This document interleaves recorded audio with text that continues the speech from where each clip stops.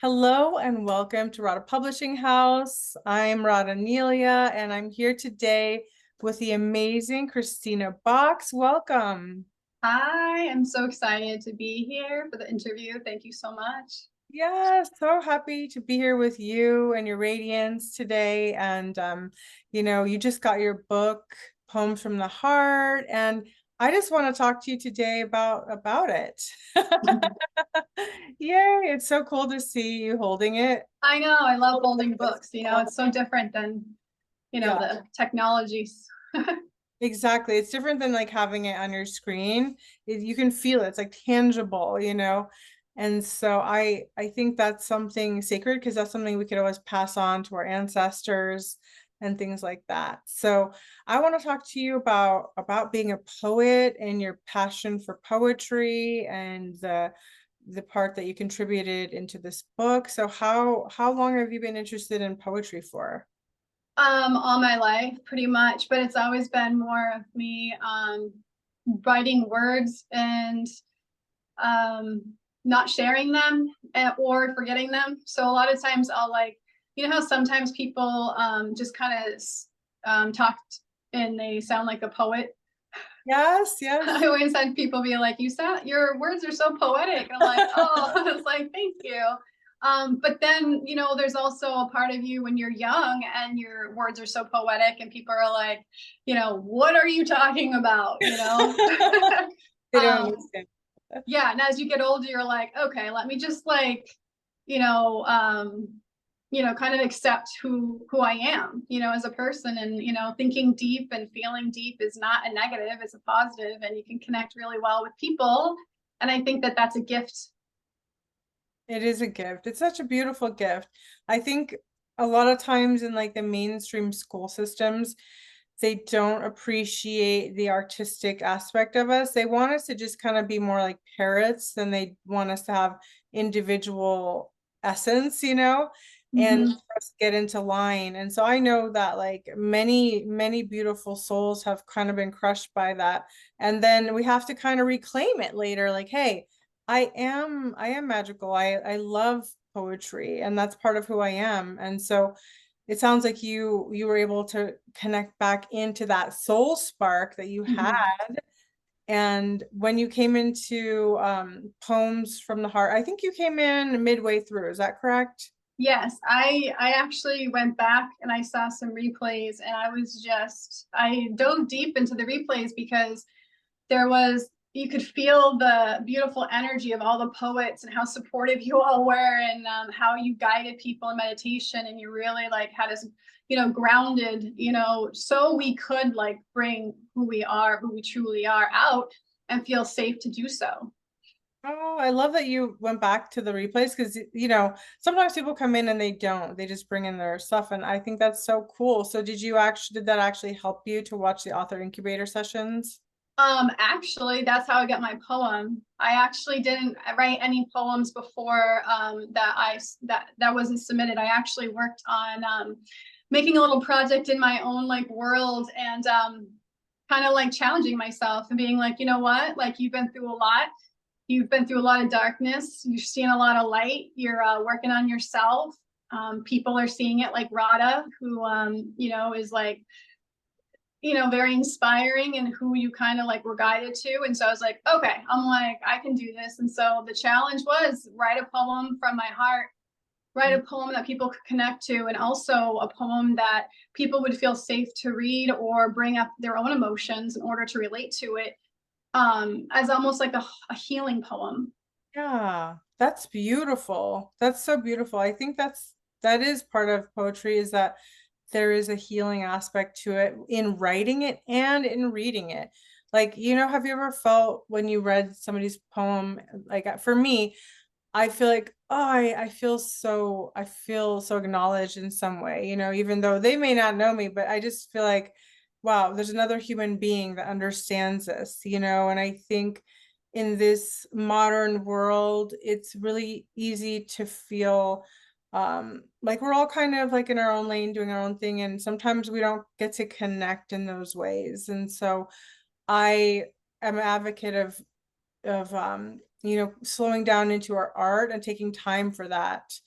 And how has that affected, because you're an artist, like you're a singer, and you're really fun to watch. You do dancing and singing, and how does that integrate into your other artistic creative aspects of yourself? Do you feel any more free or open or Again, in this world, people are taught to perfect things, and if it doesn't look right within the society's eyes, then it must be wrong.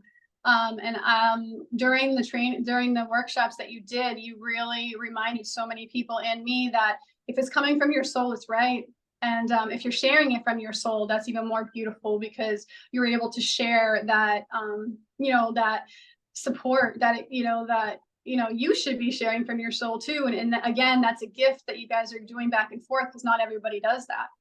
We hide ourselves away and we don't open up our heart and our soul. And so in your workshop, when you reminded us of that, that's when it really clicked. I was like, I need to do more singing. I needed more dancing. I need to show my face more, and not worry that it's not auto-tuned, not worry if, I have no microphone. I am actually deaf in this ear. So I'm like, are people hearing what I'm hearing? And yeah, I lost my hearing in my 30s. Randomly, I had vertigo and I was really sick. And so it actually kind of stopped me from singing, dancing. And then all of a sudden, when I started to meet more people like you, connect with more people like that were so accepting, I started to realize that it doesn't matter. Like, you do what you love, and and the more that you're doing what you love, the more people will be gravitated towards you that you align with. I think I said that's amazing. It's not amazing that you lost your hearing, but that you continued on, that you didn't let that stop you. Because a lot of people they would not even try to sing. So I had no idea. So I was surprised to hear that, because you never Yeah. told me that before. So I'm actually like, wow. And Yeah.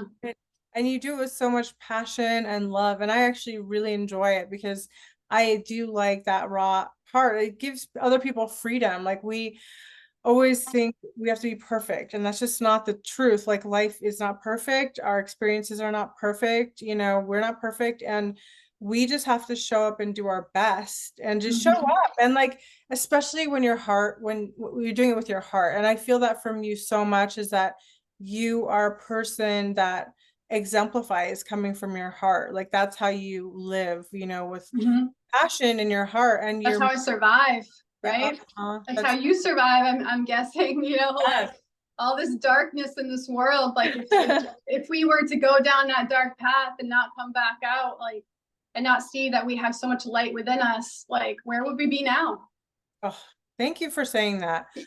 That's just like a wow moment, because it's true. There's so much darkness that we have to go through, and that's thrown at us. And so we can choose to match that. I mean, so we get hurt, so it's easy to match that, right? But then you keep thinking about the bigger picture, and it's a choice. It's a Yeah. choice. I mean, like, based on the experiences, anybody could have a black heart, but we just choose. Like, I choose to keep loving and having passion. And that's why these workshops are so important, is because we have to continue to bring out the best in ourselves and others. And so I get excited when I see people like you get excited. Like, it makes me so happy. And then I realize that, like, we're so interconnected, that we affect each other, and we really should keep working on the things that bring us joy, and okay, whatever it is, like, it's perfectly okay. And I think that's your message too, in the way that you express yourself. You're so free, and you help free up others too, and just being themselves. Like, I'm like, I want to start singing again too. Just sing for the joy of it, because it feels good, Oh, I know you have some good dance moves in you. Some I goddess Aphrodite, Cleopatra. Yeah, so I think it's time for us to kind of, we need to shake off all the other stuff and just get back into who we are. And that's how we kind of slough off the darkness too, is like, we are not fighting the darkness. We are simply amplifying that light inside of us. And I think creative expression and art and dancing and singing and writing and poetry, like it's all part of um bringing us the joy to enter into this new kind of world that we know is in the process of being birthed. So we're working through it. Obviously, you can see a lot falling, but we continue with that, and that moves us forward, you know, instead of falling back or getting stuck. We're actually moving forward because of it, don't you think? Yeah, in fact, the workshop they did on the shadow self, meeting the shadow self, that had a huge impact on my poem and me. And when you were like, let's meet the shadow, and I'm like, I don't even like, you think of the shadow, you know, when someone says like, oh, your shadow side, like, but you, the depth that you went into it, I was like, wow, I'm like, what does my shadow look like? And am I befriending my shadow? Am I fighting against my shadow? Am I accepting my shadow? And that's where a lot of the idea of the poem that I did, about kind of like a housewarming of my heart, like you said, like you go through a lot of darkness, you go through a lot of you go through your ups and downs, and that's why in my poem I was like, well, I want to create rooms, because like so people can identify their own emotions within these rooms. So like say someone has like a relationship where there was a lot of toxic behavior. I created a room for somebody to kind of like kind of put themselves in a position, but also in that room, I I stood tall and I came through it, like I prevailed in a way, right? And so I wanted to create these rooms, and from the start I did want to make it relatable in a sense. So I did put the young me, the little girl that felt so different in this, and living in a magical fairyland, and people are like, I don't know what going in the woods and like dancing around and pretending I was a princess by myself, even though I have like a big family. They're like, I don't know what you're doing. So I'm like, and dancing in my kitchen. So I ended up dancing in my kitchen all through school, because as we just said, school can be very limiting. I mean, you can really create a lot of, you know, a mask, like almost like the Matrix creates this person that's really not you. Yeah. Yeah, exactly. I think that because we're taught early on that who we are is not okay. And I think that's so damaging. How Yeah. can we treat children like they're all the same? Every child has their uniqueness. Hmm. And teach, I think we should not all try to homogenize that. One memory I have is like I used to be left-handed and I was forced to be right-handed because my teacher said I was wrong. Oh, wow. They kind of make you into what they want rather than letting you be who you are. And so we have to reclaim that innocence in us. And I think that's a big part of the work too, is like the innocence and the beauty in us that before it was taken away or Hmm. kind of savaged, we can actually restore that.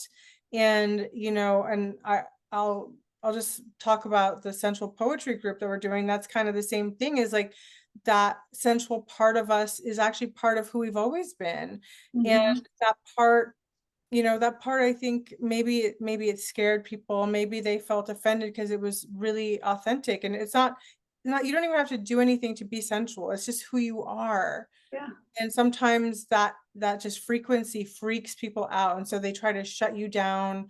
Well, the And word sexual, yeah, right? Like if you're on a post, you're like, yeah, so I've been doing this. I've been like doing this again as a challenge, in a sense. Like you probably see my post, but I'm like, I'm gonna post about sex. I'm gonna post about divine sexuality, and like, and before I would not, like before I'd be like, well, people don't want to hear about that.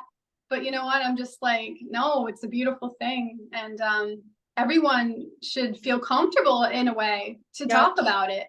Yeah, it is so important to come back to that sacredness, because I think that's where the distortions come from. Why we're seeing such a big distortion around our sexuality Yep. is because we're not allowed to just be who we are. So Mhm. we morph into something totally different. That's not authentic. That's not really the truth of our soul. And so it's really a return to innocence. It's the Radiant Sutras. I have this book and I just want to show you. And so it's called the Radiant Sutras. Ooh. But it has the most beautiful it's 112 gateways to the yoga of wonder and delight. And these are translated from Hindu and ancient texts and stuff. And so like Yeah. the ancients were talking about this stuff because it's a natural way of being, but we've been so homogenized that we don't know who we are anymore.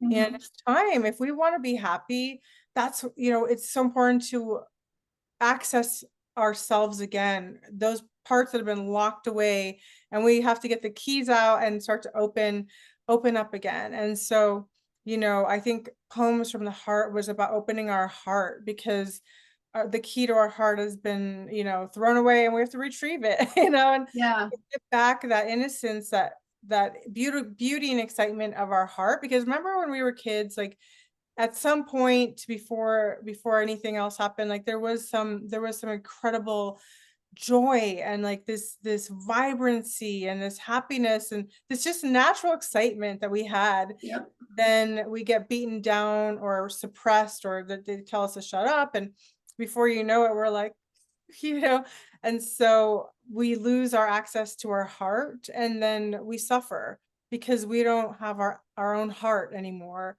And so I really love this book because, you and many others, like, you share parts of your heart. And I felt that each poem was like a key, and you don't know whose heart it will help unlock, but you Mhm. brought that frequency in with your poem. And do you want to read your poem? Uh, yes, I can read my poem. It's up to you. No, I can do it. Hold on one second. So it's interesting because my poem has, again, what you just was kind of saying, like when you're a kid, and I was grasping onto that child side of me, going into my kitchen and dancing and singing, pretending I was Mariah Carey, pretending I was Gloria Estefan and Madonna, dancing around. You know, I'm now finding that little girl again, and that's why I really love the message that you send out, about finding what you love again, because it just like, it brings you back to when, you were a happy little kid dancing around. Oh my gosh, I remember trying to be like Mariah Carey. I Trying. love that. Um, yeah, I don't know Spanish, but Gloria Estefan, man, I was able to do some pretty cool moves with her songs. She's incredible. She was, yeah. Um,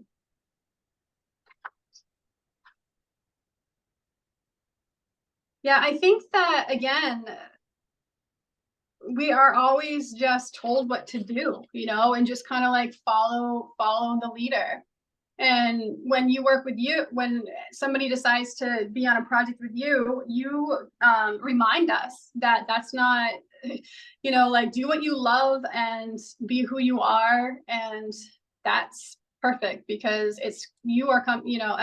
every art project that you're doing is coming from your soul, so that makes it perfect. And that's what I really liked about it. Like, you weren't like, you even reminded us, like, our journal is for ourselves. Like, our writing isn't always to share. It's for ourselves. It's for our healing. It's to empower us. And I really, that really impacted me too, because I think where I was in school, and, you go by, like, I'm not that great with grammar, but like things like that can like stop someone from expressing themselves. Yeah.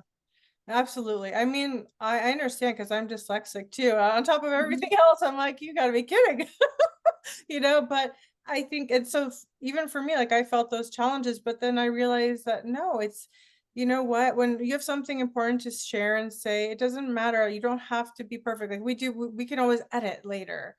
But what's important is the rawness. And I love that. To me, like, I see that so much in you. Like, I just love your courage and your enthusiasm. You just have this light inside of you that's actually so contagious Oh, thank in you. a good way. And I think that's kind of more of what we need, is that just share, just express yourself, just do it. And Doesn't matter. Let's do it in our living room. It doesn't matter. Let's just have fun and be who we are. And you're such a great example of that. So I want to let you know that you actually inspire me too. Like I really appreciate you and how you just are. Your being is pure and it's beautiful and it's radiant. Mhm. Thank you so Um, much. I think that you create a beautiful bubble of love. I've said this many times, and I appreciate that because, you know, when we are in relationships where, you know, they're not healthy, they're not inspiring, they drain you, you know, rather than fill up your cup, you realize like, you know, it really does matter who you are around energetically, far away, internet world, it matters who you're around. yeah, it And does. you brought in so many beautiful souls that really want to help the world and spread their message and their love. And while reading this book, I'm like, I can't put it down. Like your poems about like you know, Egypt and stuff like that. And it's just, I can relate to that, you know, and it's just such a beautiful thing because it's international, it's worldwide. It's not, you know, and it's gonna, that's why I just, and I'm just so happy to hold it. But it just really matters who, you know, who you're around. And I think a lot of times we're thrown different people and different lessons in our world. So it's so nice when you meet someone that, you know, vibes, you know, the same way you do and wants to like make a difference in the world like you. Oh, thank you. Yeah, we're a tribe, you know. And I love the connection, how you've connected with others and others are connected to you. Like that's a whole part that is makes me like so happy is I want you all to connect with each other and the right souls to connect and collaborate and be friends. And I'm happy to say like a lot of our books, the authors and the poets, they vie with each other and they become friends and supporters. And when they do their own little collaborations, I'm like, yay, you know, Mhm. like do it. That's what it's all about. We're trying to bring each other together. So Yeah, because this world, I mean, look how much they're trying to do. They're trying to divide us. yeah, And like we're just gonna fight, you know, we gotta fight a little harder yeah, by just spreading out the love. absolutely. So this is my poem. This is the housewarming, and you'll see that I started it from a little girl. So this is me, and then towards the end, I am growing up. But when you grow up, as you know, we learn lessons. Sometimes they're hard, sometimes, you know, they're not. So okay, called housewarming. Welcome to my home, where you will find you are not alone. Have a seat right here. If you look to the left, you will see a young girl dancing and singing joyfully, free in the kitchen. As she lets the music flow through her, her dances are endless. She embodies inspiration. Her dances, her voice are for her, not for you. If you ask her why she won't perform outside, she'll tell you, I don't need the attention. Let's go to the living room, formerly a place of chaos, where you never knew what words would hurt you. The woman sitting on the couch, cuddled up with a warm blanket and a book, knows how to rest, how to create peace as she appreciates the quiet. And now the hallway, a secret pathway leading to a common space of connection, away from the bedroom of isolation. In the room at the end of the hall, you will see an empty bed. It is both my friend and my enemy. Here, I often found myself lost in my thoughts while I was consumed by my past. The bed was not always empty. Once upon a time, there was a couple who seemed happy. Later on, it became a place of deprivation. He was a lie. Even as I lay with him, now without him, the bed feels fuller, peaceful, but it is still missing someone. It was a long way back the hallway dark for me to see I was enough for myself. Come back, please. Let's sit back down. If you feel like waiting for a while, you will meet coming through the door many who will love me for myself. And who knows, you might be one of them. I'm still getting used to reading it, so Wow. The imagery is so strong. I love to hear the poets read.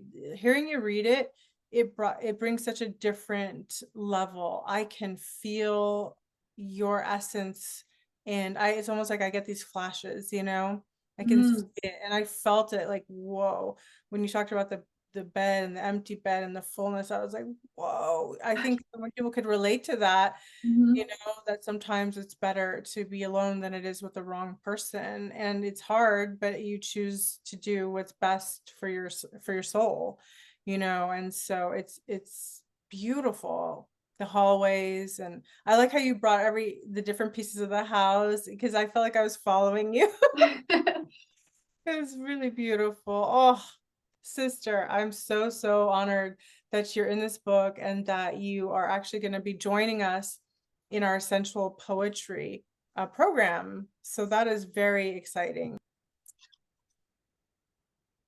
So this was the poem, and thanks to you, I decided that I wanted to do another poem and be published in another one of your amazing books. And this time the challenge is again like to, you know, I mean, like we said, sex, sensuality, I mean, that can be a tricky subject. And if we bring it to light in a beautiful, sacred way, I just think that is such a gift.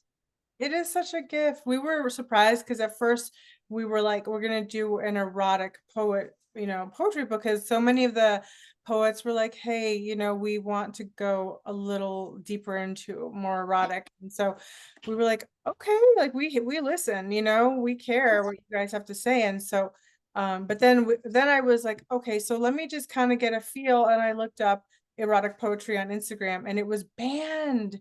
Like literally, you can't say that word.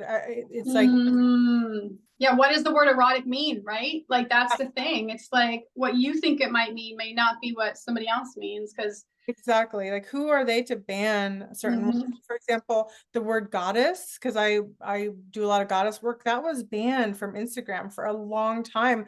I was shocked. I'm like, is goddess a bad word? Like, what is going on here? You know, so you know, erotic can be beautiful. I mean, they allow so much other visual stuff that's way more what they consider like X-rated. And so I was like, this doesn't make sense because poets always write erotic poetry, you know, and so we had to change that actually, you know, and so I had to really meditate on that because that's exactly what we were going to do, is do an erotic poetry book. But then since word was banned, we were like, okay, let's call it, you know, Radiant Sutras and Passion Verses. You know, we're taking from the Radiant Sutras because we know those are erotic, but they're divine and they're ancient texts. And we're not exactly going to be doing ancient texts, but we will be using the Radiant Sutras to kind of dive into one theme and one poem each week, and then we're going to saturate and feel it, and then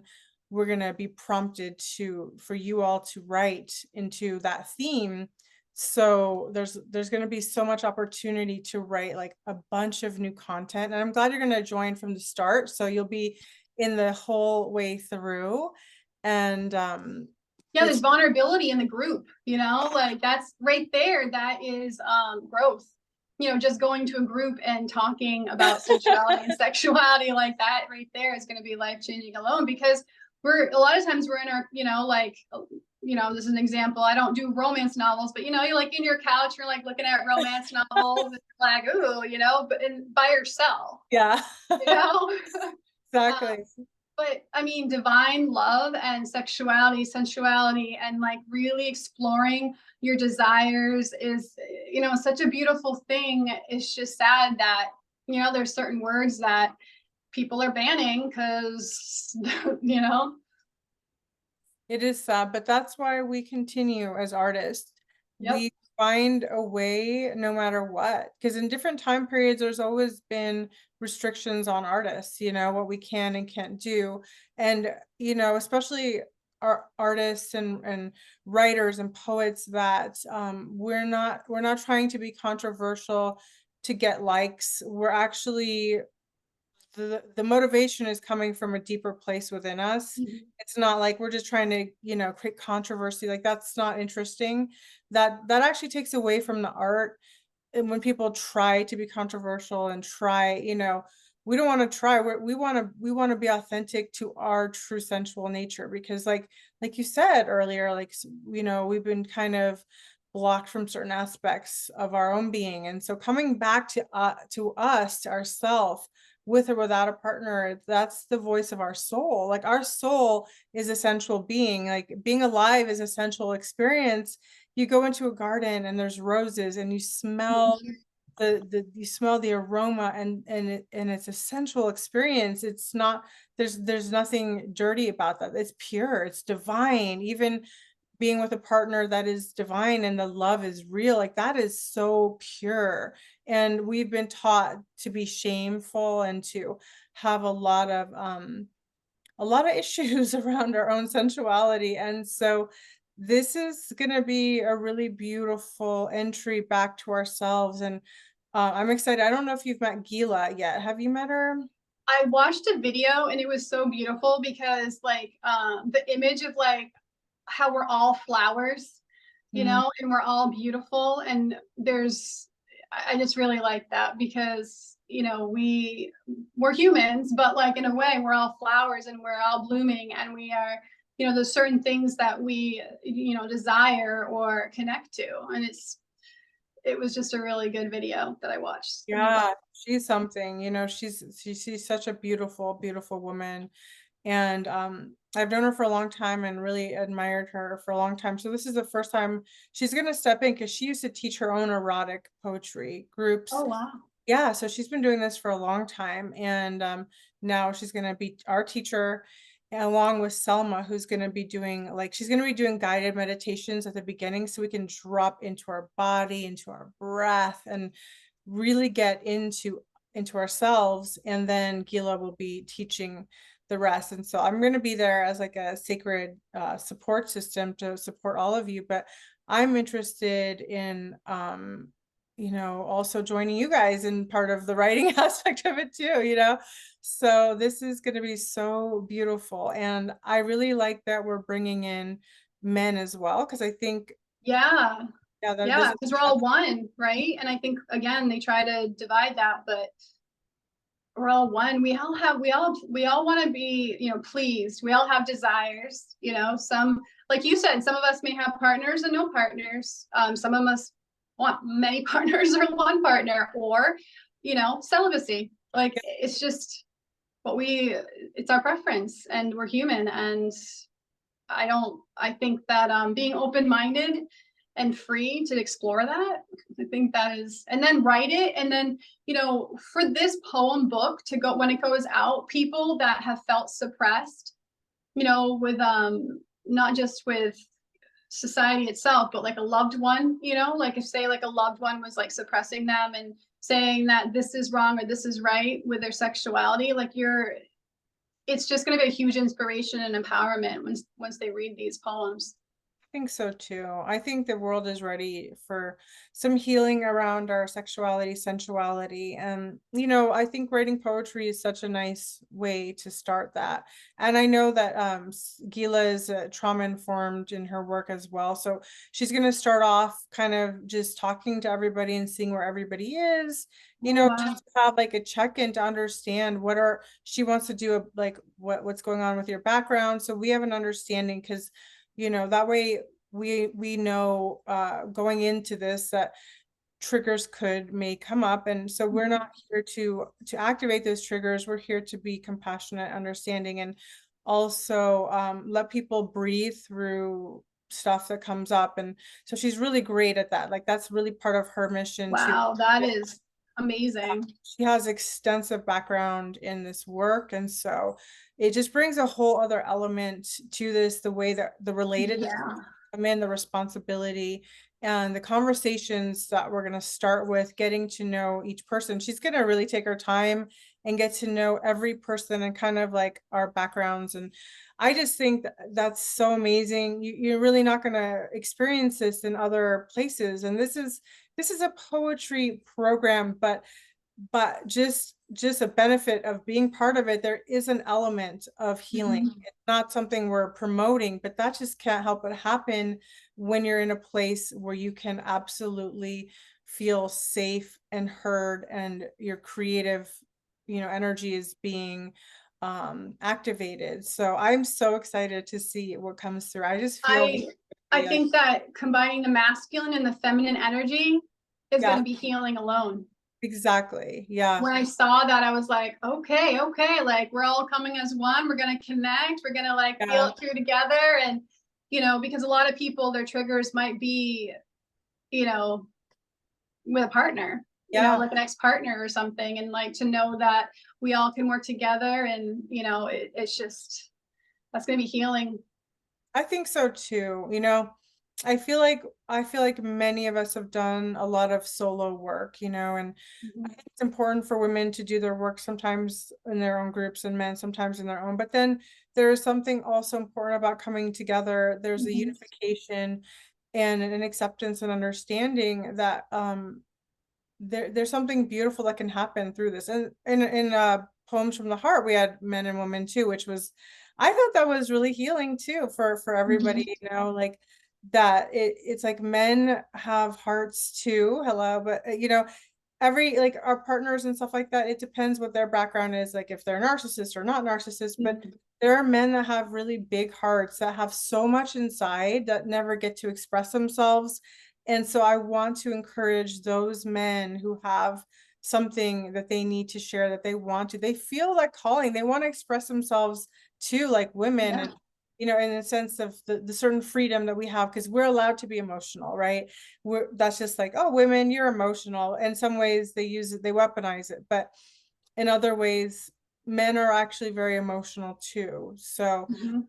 I think we already have some men that are joining us, and I think this is going to be so healing for all involved. And again, that's not what we're like promoting it as, but that's just a byproduct of that awakening process. So Yeah, no more hiding. yeah, no more Yeah. hiding. I mean, even no more hiding but like even for men, right? Like, you know, no more feeling like your emotions shouldn't be validated. And I think that says a lot about the, you know, what you're creating right now, you know, for the group, that you were very welcoming of, you know, bringing men in. Like that says a lot about your projects. Well, I'm excited because you know Gila also she's worked with a lot of men too, so it's gonna, Mhm. you know, this is her forte. You know, she's great at working with men and women, and that's those are the people I wanted to bring in, and so is Selma. You know, they're leaders. They've worked a lot with a lot of other groups, and so that's important. Like you can't Mhm. have wounding get in the way of these things because this is something that we're sharing for everyone. And I think the world is ready for this, you know, this beautiful book that's going to happen next year after, you know, this group, people will go on to be part of the publishing process, and you're one of those people. And so, but for this group, like people can come and just do it for their own soul, for their own heart. Mhm. They don't have to be obligated to produce or share it with the world. It could be their own healing poetry that they want to do for themselves. So yeah, so Yeah, you're opening up many hearts and many voices, and I think that that's beautiful.